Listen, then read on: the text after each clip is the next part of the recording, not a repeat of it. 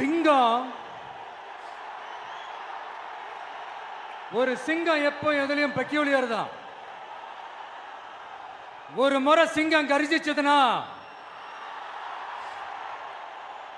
அந்த சவுண்ட்ல ஒரு 8 கிலோமீட்டருக்கு சும்மா அதிரும், எல்லா திசைகளும் அதிரும். அப்படிப்பட்ட அந்த சிங்கம் வேட்டைக்கு மட்டும்தான் வெளியில வரும், வேடிக்கை பார்க்கறதுக்கெல்லாம் வெளியில வராது. வேட்டையில கூட உயிரோடு இருக்கிற மிருகங்களை தான் வேட்டையாடும். அதுலயும் பெரும்பாலும் தன்னை விட பெரிய சைஸ் உள்ள மிருகங்களை தான் குறி வச்சு தாக்கும், ஜெயிக்கும். எவ்வளவு பசியில் இருந்தாலும் உயிர் இல்லாததை, கெட்டு போனதை தொட்டு கூட பார்க்காது. அப்படிப்பட்ட அந்த சிங்கம் அவ்வளவு ஈஸியா எதையும் தொடாது, தொட்டா விடாது. காட்டோட 4 பக்கமும் மார்க்கிங் மை டெரிட்டரின்னு தன்னுடைய பவுண்டரியை தானே வகுக்கும். அப்படிதான் அந்த காட்டையை தன்னோட கண்ட்ரோல்ல வச்சிருக்கும். சிங்கத்துக்கு கூட்டத்தோட இருக்கிறதுக்கும் தெரியும், தனியா இருக்கிறதுக்கும் தெரியும். அப்படியே தனியா வரணும்னு நினைச்சாலும் அஞ்சாம அலட்டிக்காம சும்மா கெத்தா தனியா வந்து அத்தனை பேருக்கும் தண்ணி காட்டும். எப்போ எதிலையும் தன்னோட தனித்தன்மையை இழக்கவே இழக்காது. Yes, a lion is always a lion.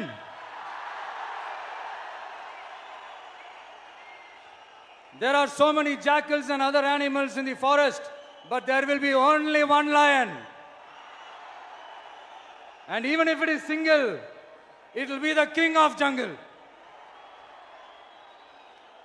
It is not only a description but also a clear declaration. சிங்கத்தை பத்தி பேசிட்டு நம்ம சிங்க குட்டிகளையும் சிங்க பெண்களையும் பத்தி நம்ம பேசாம இருக்க முடியுமா? அவங்கள எப்படி நான் மறப்பேன்? அவங்க தான் என்னுடைய உயிராச்சே, என் நெஞ்சில் குடியிருக்கும்.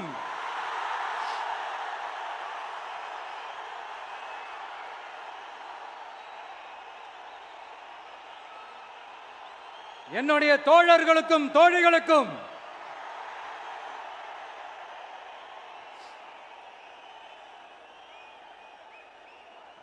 நேர்ல வர முடியாத சூழல்ல வீட்டில் இருந்துகிட்டே நம்மளோட இந்த மாநாட்டில் நேரலை வாயிலாக கலந்துகிட்டு இருக்கிற என்னுடைய அம்மாக்கள், அக்கா தங்கைகள், அண்ணன் தம்பிகள், நண்பர்கள் அனைவருக்கும் என்னோட உயிர் வணக்கம். என்னோட உயிர் வணக்கம், என்னோட உயிர் வணக்கம்.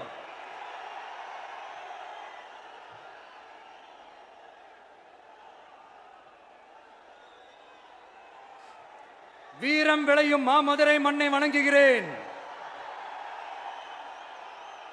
இந்த மதுரைனாலே உடனே ஞாபகத்துக்கு வரது சீறி பாஞ்சி துள்ளி குதிக்கிற யாருக்கும் அடங்காத காளைகள் விளையாடுற அலங்காநல்லூர் ஜல்லிக்கட்டு தான். நம்ம வைகை ஆறு தான். அழகர் ஆத்துல இறங்குற வைபவம். மதுரை மீனாட்சி அம்மன். இந்த மண்ணோட உண்மையான குணம் உணர்வு பூர்வமான மண் இது. அது மட்டும் இல்ல, இந்த மண்ணில் வாழ்ற மக்களும் அப்படித்தான் உணர்வு பூர்வமான ஆளுங்க. நான் இந்த மண்ணில் கால் எடுத்து வச்ச உடனே ஒரே ஒருத்தரை பத்தி தான் மனசுக்குள்ள ஓடிக்கிட்டே இருந்தது. அவர் யாருன்னு உங்களுக்கும் தெரிஞ்சிருக்கும். சினிமானாலும் சரி, அரசியல்னாலும் சரி, நமக்கு ரொம்ப ரொம்ப பிடிச்சது புரட்சி தலைவர் எம்ஜிஆர் அவர்கள் தான். அவரோட பழகிறதுக்கு எனக்கு வாய்ப்பு கிடைக்கல. ஆனா அவரை மாதிரியே குணம் கொண்ட என்னுடைய அண்ணன் புரட்சி கலைஞர் கேப்டன் விஜயகாந்த் அவர்களோட பழகிறதுக்கு எனக்கு நிறையவே வாய்ப்பு கிடைச்சது.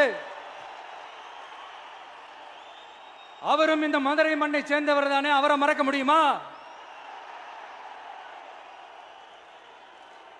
தமிழ்நாட்டு மக்கள் உணர்வுபூர்வமா உண்மையா நம்ம பக்கத்திலே நிக்கிறவங்க, அதுக்கு ஒரு மிகப்பெரிய அடையாளம் தான் இந்த மதுரை மண். நம்ம தமிழக வெற்றி கழகம் கையில் எடுத்திருக்கிற அரசியலும் அப்படித்தான். உண்மையான அரசியல், உணர்வு பூர்வமான அரசியல், நல்ல அரசியல், நல்லவங்களுக்கான அரசியல், நாட்டு மக்களுக்கான அரசியல், நல்லது மட்டுமே செய்கிற அரசியல்.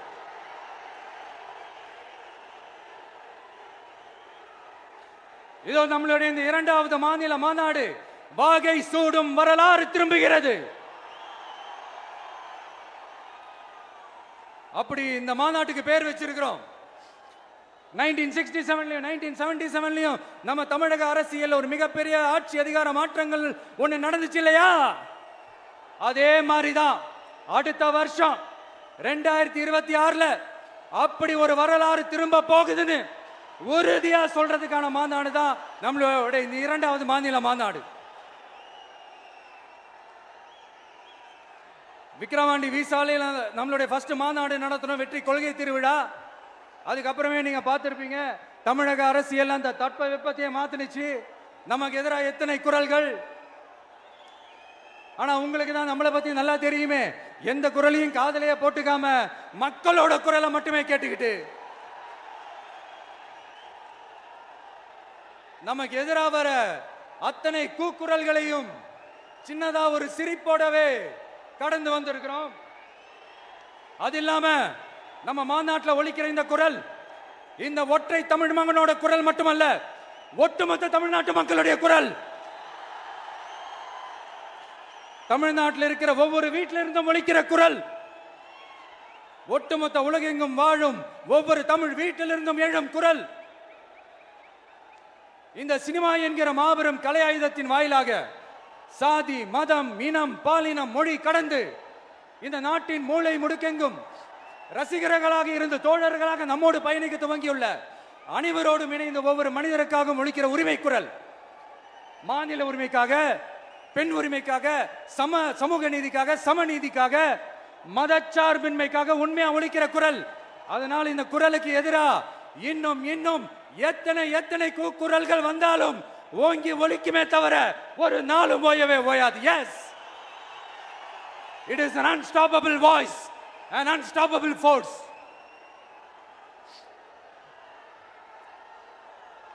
நம்ம அரசியலுக்கு வர்றதுக்கு முன்னாடி அட இவரெல்லாம் வர மாட்டாரியா, அவரே வரல, இவரே வரல, இவருங்க வர போறாரு அப்படின்ட்டு நிறைய பேர் ஜோஷியம் சொன்னாங்க.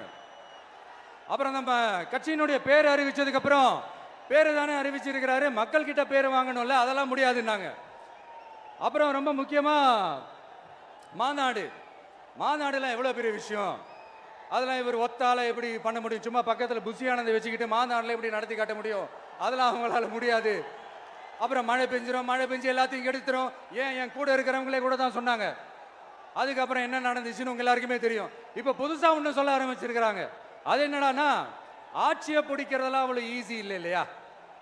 இப்ப அதெல்லாம் விட்டாங்க, இப்ப இங்க வந்துட்டாங்க. இவர் நேரா ஷூட்டிங்ல இருந்து வருவாராம், வந்து ஆட்சியை பிடிப்பாராம். அது எப்படி இவராலே முடியும், அவராலே முடியல, இவராலே முடியல, அவருக்கு அத்தனை வருஷம் ஆச்சு, இவராலே எப்படி முடியும்ட்டு ஒரு பக்கம்.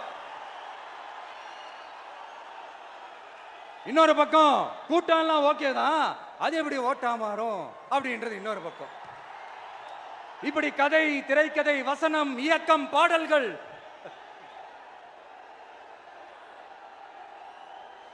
அதனால இந்த அரசியல் ஆய்வாளர்களுக்கு நான் சொல்றதெல்லாம் ஒன்னேதான், நல்லா கேட்டுக்கங்க. இந்த விஜய் ஏதோ இந்த பல லட்சம் பேர் கூடுற கூட்டத்தில் மட்டுமே இருக்கிறாரு அப்படின்னு மட்டும் தப்பு கணக்கு போட்டாதீங்க. ஏன்னா நம்மளுடைய இந்த கூட்டம் வெறும் ஓட்டா மட்டும் இல்லைங்க, வரப்போற தேர்தலில் மக்கள் விரோத ஆட்சியாளர்களுக்கு நாம வைக்க போற வேட்டா, நம்மளை கோட்டைக்கு அனுப்ப போற ரூட்டா இருக்க போதுன்னு சீக்கிரமாவே தெரிஞ்சுப்பீங்க.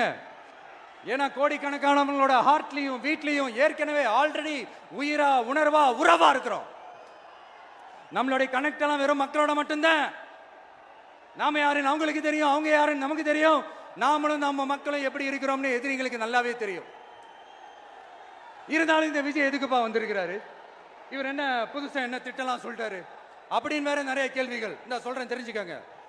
பெண் குழந்தைகள், பெண்கள் மற்றும் வயசானவங்களோட பாதுகாப்புல தான் நம்ம பிரையாரிட்டியே. அடுத்து இளைஞர்கள், உழவர்கள், உழைப்பாளர்கள், நெசவாளர்கள், மீனவர்கள், ஆதரவற்ற முதியோர்கள், மாற்றுத்திறனாளிகள், மூன்றாம் பாலினத்தவர்கள்னு இன்னும் யாருக்கெல்லாம் கவர்மெண்டோட ஒரு ஸ்பெஷல் அட்டென்ஷன் தேவையோ அவங்க எல்லாருக்குமான ஒரு கவர்மெண்ட் அமைக்கிறது தான் நம்ம இலக்கே. நான் ஏற்கனவே சொன்னதை தான் நான் திரும்பவும் சொல்றேன். நம்மளுடைய இந்த தமிழக வெற்றி கழகம் ஏதோ அரசியல் ஆதாயத்துக்காக தொடங்கப்பட்ட கட்சியெல்லாம் கிடையாதுங்க. கொள்கை கோட்பாடுகளோடு தந்தை பெரியார், பெருந்தலைவர் காமராஜர், அண்ணல் அம்பேத்கர், வீரமங்க வேலு நாச்சியார், மக்கள் சேவகர் அஞ்சலை அம்மாள். நம்மளுடைய 5 கொள்கை தலைவர்களோட வழிகாட்டுதல்களோடு தொடங்கப்பட்ட கட்சி.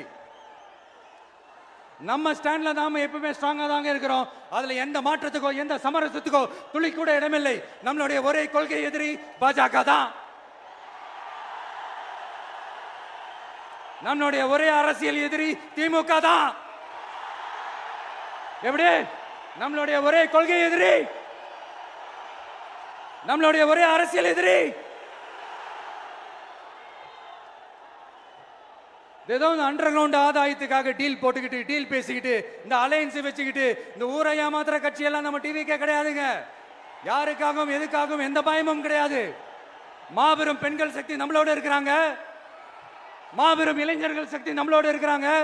ஒட்டுமொத்த தமிழ்நாட்டு மக்களுடைய சக்தி நம்மளோட நிக்கிறாங்க. அப்படி இருக்கும்போது இந்தியாவில் இருக்கிற எல்லா ஸ்டேட்லயும் வாழ்ற நம்ம தமிழ் நெஞ்சங்கள் மட்டும் இல்ல, உலகம் பூரா 100க்கும் மேலான நாடுகள்ல வாழ்ற நம்ம தாய் தமிழ் உறவுகள் எல்லாருமே என்ன விஜய் தளபதி விஜய் இல்லனா விஜய் தளபதி இப்படி சொந்தம் கொண்டாடுற கோடிக்கணக்கானவங்களோட அன்பு மாசியும் நம்மளோட இருக்கும்போது, இவங்க எல்லாருமே நம்மளோட நிற்கும் போது எதுக்குங்க இந்த பாசிச பாஜகவோட நேரடி கூட்டணியோ இல்ல மறைமுக கூட்டணியோ உறவு வச்சுக்க? நாம என்ன உலகமாக ஊழல் கட்சி? என்ன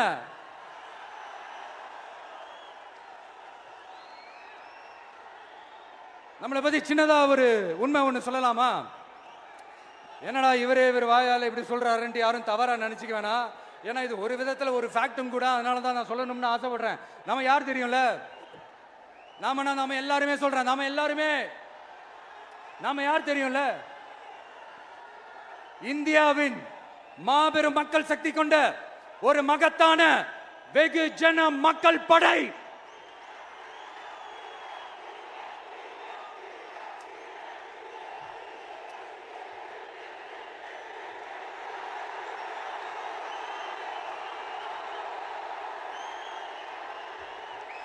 அதனால நம்ம தலைமையில நாம் அமைக்க போற இந்த உண்மையான மக்களாட்சிக்கான அச்சாரமாக மாபெரும் மக்கள் சக்தியை அணி அணியாக நம்மளோட திரண்டு நிக்கிறப்போ இந்த அடிமை கூட்டணியில சேர வேண்டிய அவசியம் நமக்கு இருக்குங்க. நம்மளுடைய இந்த கூட்டணி சுயமிழந்த கூட்டணியால இருக்காது, சுய மரியாதை கூட்டணியா தான் இருக்கும். இந்த ஒரு பக்கம் RSS கிட்ட அடிபணிஞ்சுக்கிட்டு, இன்னொரு பக்கம் மதச்சார்பற்ற கூட்டணின்னு இந்த மக்களை ஏமாத்துற கூட்டணியால நம்ம கூட்டணி இருக்காது. நான் இப்பவும் சொல்றேன், நம்மளை நம்பி வர்றவங்களுக்கு ஆட்சியிலும் அதிகாரத்திலும் உறுதியாக பங்களிப்பு செய்யப்படும். உடனே இந்த கேள்விகள்லாம் வரும். அப்ப யாரு கூட்டணி, யாரு வரா, யாரு போறா, இந்த கேள்விகள்லாம் வரும். இந்த கேள்விகளுக்கெல்லாம் ஒரே ஒரு பதில் தான், சஸ்பென்ஸ்ல சஞ்சாரம் செய்யுங்க. ஆனா ஒண்ணு, 2026ல 2 பேருக்கு நடுவுல தான் போட்டியே. ஒன்னு TVK, இன்னொன்னு DMK. இந்த போட்டி எப்படி இருக்க போதுன்னா, இந்த அலையன்ஸை வச்சு எப்படியாவது நம்ம தப்பிச்சிடலாம். என்ன இந்த பழைய இந்த மேத்தமேட்டிக்ஸ் அரித்மேட்டிக்ஸ் இதெல்லாம் வச்சு எப்படியாவது நம்ம தப்பிச்சிடலாம் அப்படின்னு நினைக்கிறவங்களோட அந்த கனவு ஒரு நாளும் மைப்படாது. சரி, இப்ப நம்ம வேற ஒரு ஏரியாவுக்கு ஒன்று வருவோம். எதிர்காலம் வரும், என் கடமை வரும், இந்த கூட்டத்தின் ஆட்டத்தை ஒழிப்பேன்.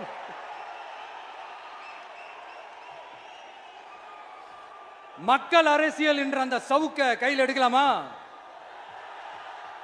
யாருக்கு எதிரான தானே கேட்கிறீங்க? வேற யாரு? மறைமுக உறவுக்காரர்களான பாசிச பாஜகவும் பாய்சன் திமுகவும் தான். மாண்புமிகு பிரதமர் நரேந்திர மோடிஜி அவர்களே 3வது முறையா ஒன்றியத்தோட ஆட்சி அதிகாரத்தை நீங்க தானே கையில் வச்சிருக்கிறீங்க. இல்ல நாங்க தெரியாம தான் கேட்கிறோம். நீங்க ஆட்சிக்கு வந்தது ஒட்டுமொத்த மக்களுக்கும் நல்லது செய்யவா, இல்ல நம்மளுடைய இந்த இஸ்லாமிய நண்பர்களுக்கும் இஸ்லாமிய தோழர்களுக்கும் எதிராக சதி செய்யவா? மக்களுக்கு உங்ககிட்ட கேட்கறதுக்குன்னு ஏராளமான கேள்விகள் இருக்குது. அதனால அவங்க சார்பா, அவங்கள ஒருத்தனா, அவங்களோட ஒரு உண்மையான ஒரு பிரதிநிதியா உங்ககிட்ட சில கேள்விகள் கேட்கணும். மிஸ்டர் பிரைம் மினிஸ்டர் அவர்களே, நம்ம தமிழ்நாட்டு மீனவர்கள் கிட்டத்தட்ட ஒரு 800 பேருக்கு மேல இலங்கை கடற்படையால தாக்கி அழிக்கப்பட்டிருக்கிறாங்க.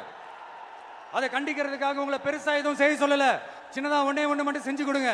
இனிமேலாச்சும் எங்களுடைய மீனவர்கள் பாதுகாப்பா இருக்கிறதுக்காக இந்த கச்சத்தீவை இலங்கை கிட்ட இருந்து மீட்டு கொடுத்துருங்க. அது போதும். உங்களுடைய இந்த முரட்டு பிடிவாதத்தால நீங்க நடத்துற இந்த நீட்டு தேர்வு, அதனால இங்க என்னென்ன நடக்குதுன்னு சொல்றதுக்கே மனசு வலிக்குது. அதனால அந்த நீட்டு தேர்வு தேவையில்லைன்னு அறிவிச்சிருங்க. அது போதும். செய்வீர்களா திரு நரேந்திரபாய் தாமோதர் மோடிஜி அவர்களே? எங்களுக்கு என்னென்ன தேவையோ என்னென்ன நல்லதோ அதெல்லாம் செய்ய மாட்டேங்கிறீங்க. ஆனா ஆட்சி அதிகாரத்தை மட்டும் கையில வச்சுக்கிட்டு மக்களை ஏமாத்த நேரடியாக ஒரு பாசிச பாஜக அடிமை கூட்டணி ஒண்ணு.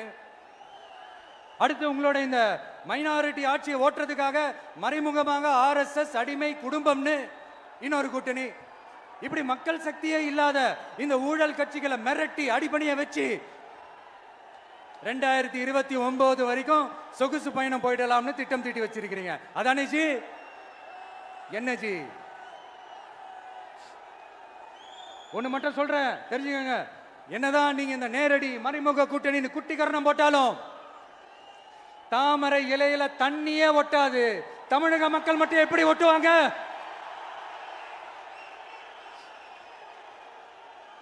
இங்க ஒரு MP சீட்டு கூட தரலன்றதுக்காக தமிழ்நாட்டுக்கும் தமிழ்நாட்டு மக்களுக்கும் எதுவுமே செய்யாம ஓரவஞ்சனை செய்யுது இந்த ஒன்றிய பாஜக அரசு.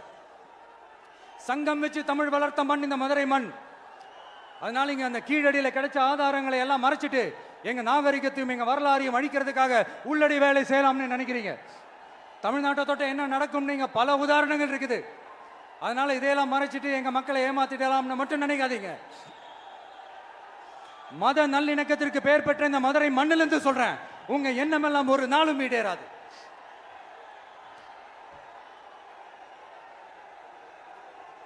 எம்ஜிஆர்னா யார் தெரியும்ல? அவர் மாஸ்னா என்னன்னு தெரியும்ல?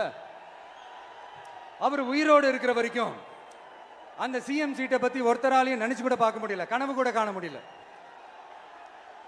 எப்படியாவது அந்த CM சீட்டை என்கிட்ட கொடுத்துருங்க, என் நண்பர் எம்ஜிஆர் திரும்ப வந்ததுக்கு அப்புறம் நான் திருப்பி கொடுத்துறேன்னு தன்னோட எதிரியை கூட மக்கள் கிட்ட கெஞ்ச வச்சவர் எம்ஜிஆர். எப்படி கெஞ்ச வச்சவர்? அதனால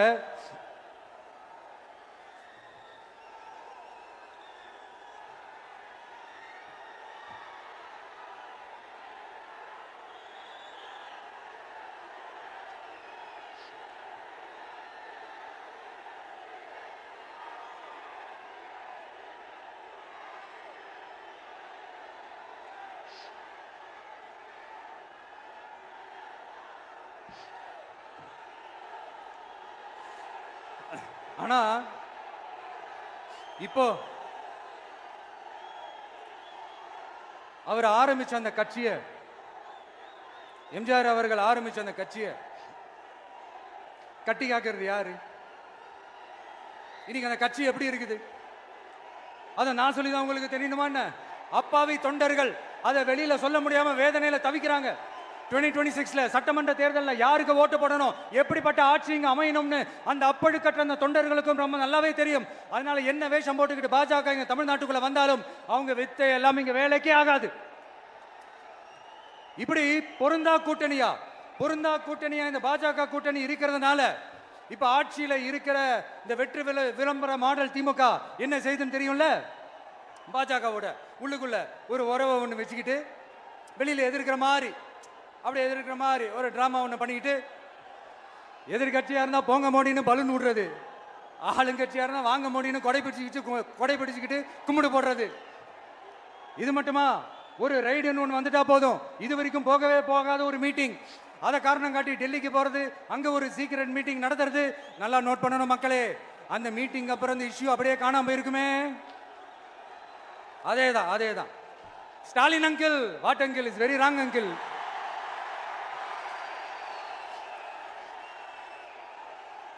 இப்படி தமிழ்நாட்டில் இப்ப நடக்கிற இந்த ஆட்சியினுடைய லட்சணத்தை பார்த்துக்கிட்டு நாம எப்படி சும்மா இருக்க முடியும்? ஒரு தவறு செய்தால், அதை தெரிந்து செய்தால், அவர் கபட நாடக மு.க. ஸ்டாலின் அங்கிளாகவே இருந்தாலும், அங்கிள் உங்களுக்கு மனசாட்சின்னு ஒன்று இருந்துச்சுன்னா நாங்க கேட்கிற கேள்விகளுக்கு மட்டும் கொஞ்சம் பதில் சொல்லுங்க அங்கிள். நீங்க நடத்துற இந்த ஆட்சியில நேர்மை இருக்கா, நியாயம் இருக்கா, ஊழல் இல்லாம இருக்கா? சட்டம் ஒழுங்கு சரியா இருக்கா? பெண்களுக்கு பாதுகாப்பு இருக்கா? பொதுமக்களுக்கு பாதுகாப்பு இருக்கா? இயற்கை வளங்களுக்கு பாதுகாப்பு இருக்கா? சொல்லுங்க மை டியர் அங்கிள், சொல்லுங்க. டாஸ்மாக்ல மட்டுமே இது வரைக்கும் 1000 கோடிக்கு மேல ஊழல்னு சொல்றாங்க. அதுல மட்டுமா தப்பு நடக்குது? வேற எதுல தான் நடக்கல? உலகத்திலே மிஸ்டர் கிளீன் ரெக்கார்ட்ஸ் எல்லாம் உங்களுக்கும் உங்க கூட இருக்கிறவங்களுக்கும் மட்டும்தான் அங்கிள் கொடுக்கணும்.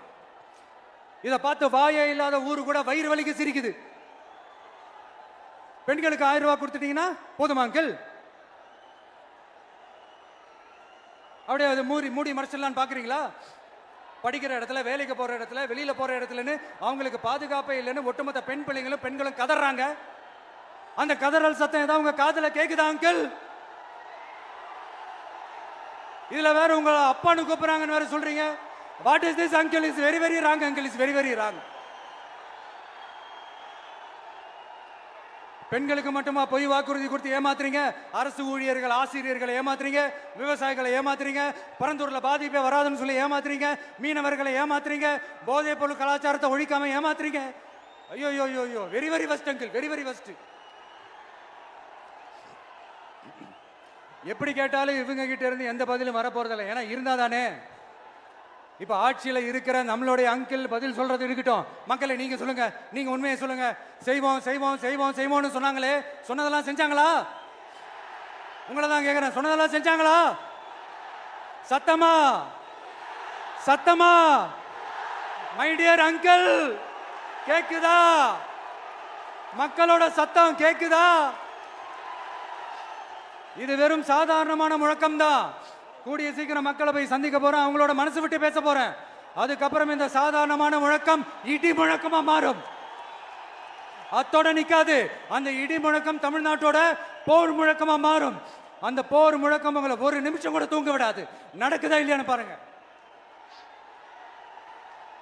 என்னடா இவன் இவ்வளவு ஸ்ட்ராங்கா சொல்றானேன்னு பாக்குறீங்களா? எல்லாரும் கட்சி ஆரம்பிச்சதுக்கு அப்புறம் தான் ஒவ்வொரு வீட்டுக்குள்ளேயும் போறதுக்கு ட்ரை பண்ணுவாங்க. ஆனா நாங்க அப்படி இல்லை. ஒவ்வொரு வீட்டுக்குள்ளேயும் போனதுக்கு அப்புறம் தான் கட்சியாவே ஆரம்பிச்சிருக்கிறோம்.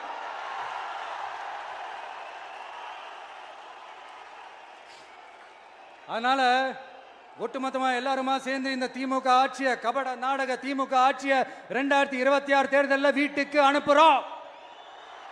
வீட்டுக்கு அனுப்புறோம். என்ன நண்பா, சரிதானே?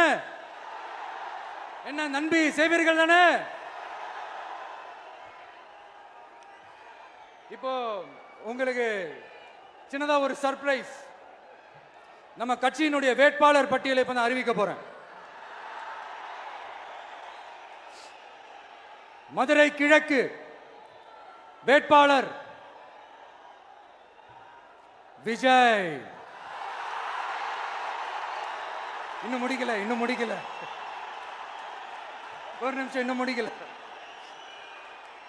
மதுரை மேற்கு வேட்பாளர் விஜய். மதுரை மத்தி வேட்பாளர் விஜய். மதுரை தெற்கு வேட்பாளர் விஜய். மதுரை வடக்கு வேட்பாளர் விஜய். மேலூர் விஜய். சோழவந்தான் விஜய். திருப்பரங்குன்றம் விஜய். திருமங்கலம் விஜய். உசலம்பட்டி விஜய்.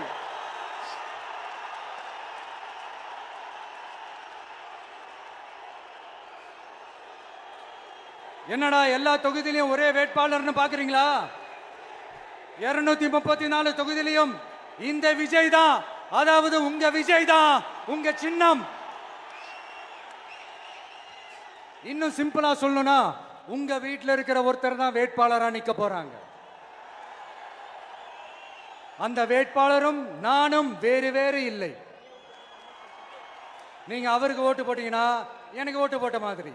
இந்த முகத்துக்காக நீங்க ஓட்டு போட்டீங்கன்னா உங்க வீட்டில் இருக்கிற உங்களுடைய வேட்பாளர் ஜெயிச்ச மாதிரி. என்னடா இவர் ஏதோ ஓவரா சொல்றாருன்னு நினைக்க வேணாம். பிராக்டிக்கலா அப்படிதான் இருக்கும், அப்படிதான் இருக்கணும். நீங்களும் அப்படிதான் நினைப்பீங்கன்னு நான் நம்புறேன். ஏன்னா இது நம்மளை விட நம்ம எதிரிங்களுக்கு இன்னும் நல்லாவே தெரியும். அதனால எல்லா இந்த அதிகார பலம் எல்லாத்தையும் தூக்கிட்டு வந்துருவாங்க. வரட்டும், பாத்துக்கலாம். TVK will take it, TVK will meet it, TVK will compete with it and TVK will conquer it. TVK will conquer it.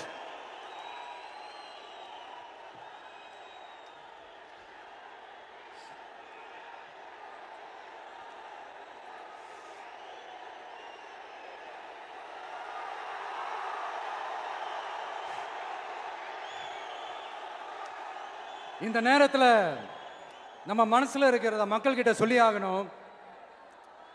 Thoothukudi ஸ்னோலினோட அம்மா என்ன அவங்களோட தம்பி, இன்னும் அவங்க பொண்ணுக்கு நான் தாய் மாமன்னு சொன்னாங்க. அந்த அக்காவோட குழந்தைக்கு மட்டும் இல்லைங்க, என்ன அண்ணனா தம்பியா நினைக்கிற தமிழ்நாட்டில் இருக்கிற என்னோட எல்லா சகோதரிகளின் குழந்தைகளுக்கும் நான் இன்னைக்கு மட்டும் இல்ல, என்னைக்குமே ஒரு தாய் மாமனா தான் இருப்பேன். நீங்க எல்லாரும் என்னுடைய ரத்த உறவு, கூட பிறந்த பொறுப்பு. என் வீட்டு ரேஷன் கார்டில் வேணா உங்க பேர் இல்லாம இருக்கலாம், உங்க வீட்டு ரேஷன் கார்டில் வேணா என் பேர் இல்லாம இருக்கலாம். ஆனா நாம் எல்லாரும் ஒண்ணுதான், உறவு தான். நமக்கு இடையே எந்த அரசியலும் உள்ள நுழையவே முடியாது. என்கிட்ட இருந்து உங்களையும் உங்ககிட்ட இருந்து என்னையும் எந்த சக்தியாலும் பிரிக்கவே முடியாது. அப்புறம் நான் ஒன்னும் இந்த மார்க்கெட் போனதுக்கு அப்புறம், ரிட்டையர் ஆனதுக்கு அப்புறம் அடைக்கலம் தேடி அரசியலுக்கு வரல, படைக்கலனோட வந்திருக்கிறோம். பவர்ஃபுல் போர்ஸோட, மாபெரும் படை வரிசையோட, எல்லாத்துக்கும் தயாராகி தான் வந்திருக்கிறோம். இவ்வளவு தயாரா நாம அரசியலுக்கு வர்றதுக்கு ரொம்ப ரொம்ப முக்கிய காரணம் ஒண்ணு இருக்கு. அது என்ன தெரியுமா? நன்றி கடன், நன்றி கடன், நன்றி கடன். கிட்டத்தட்ட ஒரு 30 வருஷமா, 30 வருஷத்துக்கு மேல நீங்க தான், நம்ம மக்கள் தான் என் கூட நிக்கிறீங்க, எனக்காக நிக்கிறீங்க, என்னை தாங்கி பிடிக்கிறீங்க, மனசுல ஏந்தி பிடிக்கிறீங்க, தாய் அன்போட மடியில ஏந்திக்கிறீங்க. உண்மையை சொல்லணும்னா வேற யாரை விடவும் எனக்கு இந்த அன்பையும் ஆதரவையும் கொடுத்திருக்கிறீங்க. என் மேல உயிரையே வச்சிருக்கிறீங்க. என்ன உங்க வீட்டுல ஒருத்தனாவே ஆக்கிட்டீங்க. நீங்க எனக்கு கடவுள் கொடுத்த வரம். உலகம் பூரா நமக்காக நம்ம கூட நிக்கிற நம்ம மக்களை நான் எப்படி மறப்பேன்? நான் என் லைஃப்ல ரொம்ப உயிரா நினைக்கிறதே பெண்களை, குழந்தைங்களை, இளைஞர்களை, உழைக்கிற மக்களை தான். இவங்க தான் நம்மளோட வகைரா. இதை பார்த்து தான் நம்மளோட எதிரிகளுக்கு பத்தி எரியுது. அதுக்காக நாம் என்ன செய்ய முடியும்? அதனால நம்ம உறவுகளை, சொந்தத்தை, வகைராவை யாருக்காகவும் எதுக்காகவும் விட்டு கொடுக்க முடியாது இல்லையா? Here at this moment among this August gathering, I want to open my heart and say I enjoy people, I respect people, I worship people.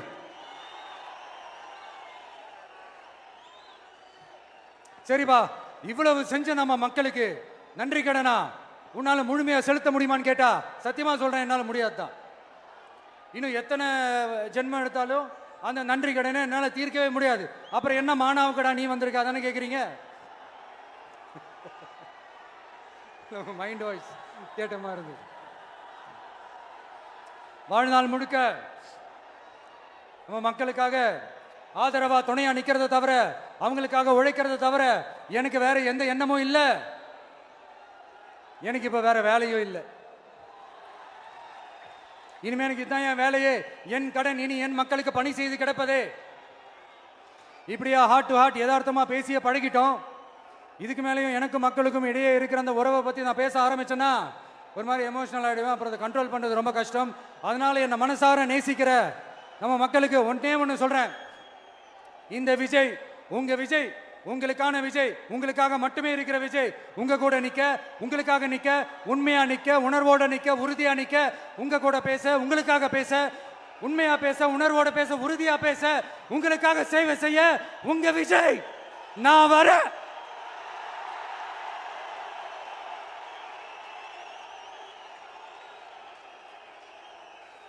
சொல்லல முக்கியம், செயல் செயல் செயல் தான் முக்கியம். செய்க தான் சும்மா சிறப்பா இருக்கணும். நான் ஆட்சிக்கு வந்தேன்னா சும்மா அது செய்வேன், இது செய்வேன், நல்லது செய்வேன், உருட்டுவேன், புரட்டுவேன், அதெல்லாம் கிடையாது. செய்யறதுக்கு, நல்லது செய்யறதுக்கு, நல்லது செய்யறதுக்கு மட்டும்தான் இந்த விஜய். அப்புறம் ஒரு அரசியல் தலைவன் அவன் சினிமாக்காரனா, நல்லவனா, கெட்டவனா, இதெல்லாம் தாண்டி அவன் உண்மையானவனா, அதுதான் ரொம்ப ரொம்ப முக்கியம். இது சம்பந்தமா ஒரு குட்டி கதை ஒன்று சொல்றேன். ஒரு நாட்டில் ஒரு ராஜா தனக்கு பக்கபலமா இருக்கிறதுக்காக, கூட துணையா இருக்கிறதுக்காக ஒரு தளபதியை தேடுறாரு. சரியான தகுதிகளோட ஒரு 10 பேர் செலக்ட் ஆகுறாங்க. ஆனால் அதில் ஒருத்தர் மட்டும் தான் செலக்ட் பண்ணணும். அதனால் அந்த ராஜா என்ன பண்ணுறாருன்னா ஒரு டெஸ்ட் வைக்கிறாரு. அந்த 10 பேர் கையிலையும் விதை நெல்லை கொடுத்து இதை நல்லா வளர்த்து கொண்டு வாங்க, ஒரு 3 மாதம் கழிச்சு வாங்கன்னு சொல்லி அனுப்பி வச்சிடுறாரு. 3 மாதம் கழிச்சு வரும்போது அதில் ஒருத்தர் ஆள் உயரத்துக்கு வளர்த்துருந்தாரு, ஒருத்தர் தோல் உயரத்துக்கு வளர்த்துருந்தாரு. அதில் ஒரு 9 பேரும் நல்லா வளர்த்து கொண்டு வந்திருந்தாங்க. ஒருத்தர் மட்டும் வெறும் தொட்டியோடவே வந்தார். என்னன்னு கேட்டதுக்கு, நானும் தண்ணி ஊற்றி ஊற்றி பார்க்குறேன், உரம் வச்சு வச்சு பார்க்குறேன், வளரவே மாட்டேங்குது ராஜா, என்ன பண்ணுறதுன்னு தெரியலன்னு சொன்னதுக்கு ராஜா அவரை கட்டி அணைச்சிக்கிட்டு, இனிமே நீதான் என்னுடைய தளபதி, எல்லா அதிகாரமும் உனக்கு தான் சொன்னார். ஏன்னா அந்த 10 பேர் கையிலையும் ராஜா கொடுத்தது அவித்த விதை நெல், அது முளைக்கவே முளைக்காது. அந்த 9 திருட்டு பயலும் என்ன பண்ணியிருக்காங்கன்னா வேற விதை நெல்லை வாங்கி அதை வளர்த்துட்டு ராஜாவையும் மக்களையும் ஏமாத்திருக்கிறாங்க. ஆனா இவர் மட்டும் உண்மையை போட்டு உடைச்சிட்டார். அதனால ஒரு நாட்டுக்கு திறமை எந்த அளவுக்கு முக்கியமோ அந்த அளவுக்கு உண்மையும் நேர்மையும் முக்கியம். இப்போ நீங்க எல்லாரும் தான் அந்த ராஜா. நீங்க தேர்ந்தெடுக்க போற அந்த தளபதி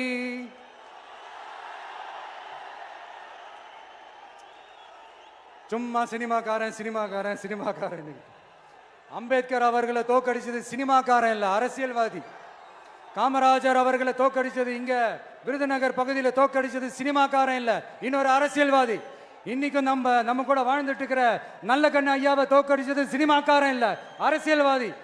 இப்படிப்பட்ட நல்ல நல்ல தலைவர்களை எதிர்த்து நின்று தோக்கடிக்கணும்னு அந்த எண்ணத்தை உருவாக்குனது சினிமாக்காரன் இல்ல, அரசியல்வாதி. அதனால எல்லா அரசியல்வாதியும் அறிவாளியும் கிடையாது, எல்லா சினிமாக்காரனும் முட்டாளும் கிடையாது. கான்பிடண்டா இருங்க, நல்லதே நடக்கும், வெற்றி நிச்சயம். மீண்டும் சந்திக்கும் வரை நன்றி, வணக்கம்.